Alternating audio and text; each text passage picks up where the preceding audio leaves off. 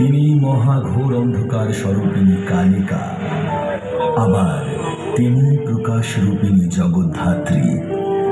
তিনি সত্য, রজ ও তম।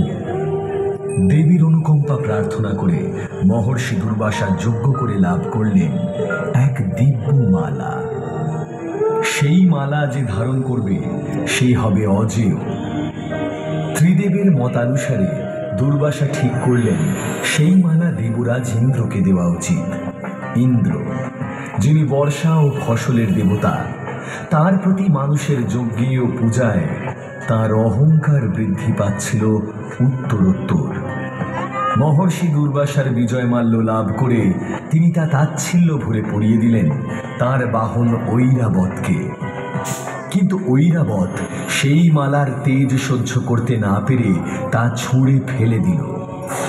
ঐরাবতের এই কর্মে এবং দেবরাজ ইন্দ্রের এই আচরণে ক্ষুব্ধ হয়ে দুর্বাসা দেবতাদের অভিশাপ দিলেন, তোমরা শ্রীহীন হবে। দুর্বাসার অভিশাপে সমস্ত দেবতারা শ্রীহীন হলেন, কারণ শ্রী অর্থাৎ লক্ষ্মী তাদের ত্যাগ করে ক্ষীর সাগরেই বিলীন হয়েছেন। এমতাবস্থায় শ্রী বিষ্ণু বললেন, দেবতাদের শক্তি ও শ্রী ফিরিয়ে আনতে হলে করতে হবে সমুদ্র মন্থন। কিন্তু সমুদ্র মন্থন করার মতো শক্তি তখন দেবতাদের নেই। তারা একক প্রচেষ্টায় ক্ষীর সাগরের জলে মন্থন করতে পারবেন না বুঝতে পেরে যখন সমস্ত আশা ত্যাগ করছেন, দেবাদিদেব উপায় দিলেন, এই বৃহৎ কর্মযজ্ঞে শুধু দেবতারা নয়, দৈত্যরাও অংশগ্রহণ করবে। তাদের ছাড়া এই কাজ সম্ভব নয়। দেবতাদের অনুরোধে মন্দার পর্বত মন্থন দণ্ড হতে রাজি হলেন। কিন্তু সমস্যা দেখা দিল মন্থন রজ্জু নিয়ে।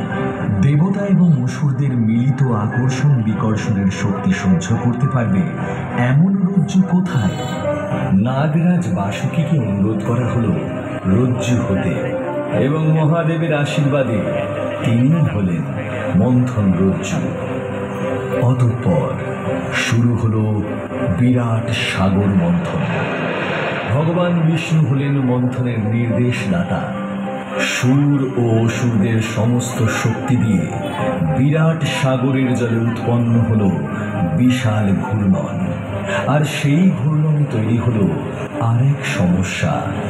মন্দার পর্বত ধীরে ধীরে ডুবে যেতে লাগলেন সমুদ্রের গর্ভে, এবং তাতে মন্থন ধীর হতে লাগল। অতঃপর ভগবান শ্রীহরি ধারণ করলেন তার দ্বিতীয় অবতার, কূর্মাবতার। এক বিরাট কচ্ছপের আকার ধারণ করে তিনি মন্দার পর্বতকে তার পৃষ্ঠে স্থান দিলেন, এবং মন্থন পুনরায় শুরু হলো। আর তারপরে সমুদ্র থেকে উঠে আসতে লাগলো এক একটি করে দুর্লভ বস্তু। চন্দ্রদেব, কল্পতরু, পারিজাত, কামধেনু, উচ্চৈঃশ্রবা, ঐরাবত, নানাবিধ রত্ন, মণি, মাণিক্য, অপ্সরাগণ, দেবী বারুণী, কৌস্তভমণি, পাঞ্চজন্য শঙ্খ, কৌমুদকী গদা এবং দেবী লক্ষ্মী। এইসবে উৎসাহিত হয়ে আবার চলল সমুদ্র মন্থন। তবে এইবার এক গভীর সংকট সৃষ্টি হল অতিরিক্ত তেজে মন্থনের কারণে। নাগরাজ বাসুকীর শরীর থেকে নির্গত হওয়া বিষ সৃষ্টি করল কালান্তক গরল হলাহলে, যার প্রভাবে সমস্ত সৃষ্টি, দেবতা এবং অসুররা ধীরে ধীরে স্তিমিত হয়ে পড়েন।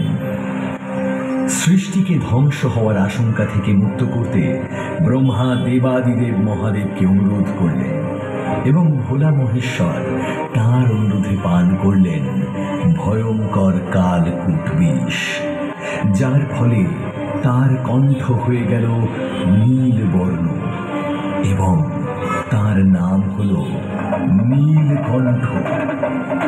বিষের প্রভাব মুক্ত হয়ে পুনরায় মন্থন করার পর অবশেষে সমুদ্রের বুক থেকে উঠে এলেন ধন্বন্তরী। এবং সঙ্গে উঠল পরম বস্তু অমৃত, যা পান করলে অমরত্ব লাভ করবে যে কেউ। কিন্তু অমৃতের ভাগ পেতে দেবাসুরদের মধ্যে শুরু হলো প্রবল সংগ্রাম। অসুররা তখনও দেবতাদের চেয়ে বেশি শক্তিশালী, অতএব তারাই অমৃত ছিনিয়ে নিল। তাদের রাজা বলি বললেন, অমৃতের ভাগ আমরা দেবতাদেরকে দেব না। অনন্যপায় দেবতাদের বাঁচাতে তখন মোহিনী অবতার ধারণ করলেন স্বয়ং নারায়ণ, এবং তার রূপে ও মোহমায়ার বশে অসুররাজ রাজি হলেন অমৃতের ভাগ দেবতাদের দিতে। কিন্তু মোহিনী রূপী নারায়ণ নৃত্যগীতে আচ্ছন্ন অসুরদের পান করাতে লাগলেন বারুণী মদ্য, এবং দেবতাদের দিলেন অমৃত।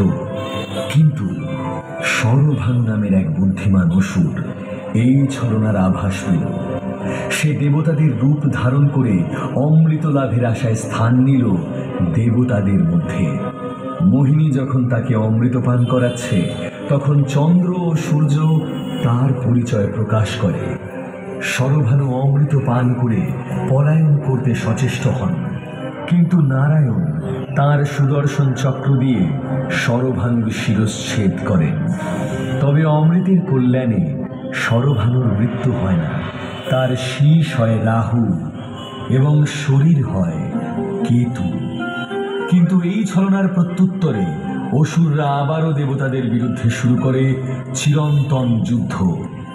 সে যুদ্ধ আলো আর অন্ধকারের, সে যুদ্ধ মায়া ও মুক্তির, সে যুদ্ধ মহামায়ার লীলা।